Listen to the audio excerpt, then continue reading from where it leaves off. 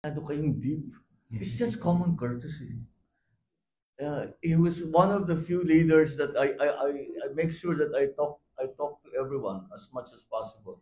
I always get something out of it there. I think I'm getting a reputation because I pick everybody's brain. What do you think about this? What do you think about that? What are you going to do about this? What are you going to do about that? And I learn a lot. But in the case of presidency, it was very quick lang. And yun na nga sabi ko, patapos na ito, matatapos na ito. He made already his final speech. Hindi ko pa nakamayan kahit minsan in the last 2 days. Baka naman sabihin ng mga Pilipino, hindi tayo marunong. Diba? So I made sure to be able to find, so habang nakaupo pa sila lahat, lumapit na ako. I shook his hand and the foreign minister, Wang Yi, who was sitting behind him, came and did some translation for us.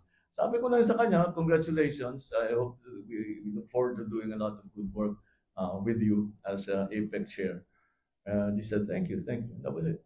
There was really not very much to it. Nicola. We're on a different topic naman po. What is your reaction on it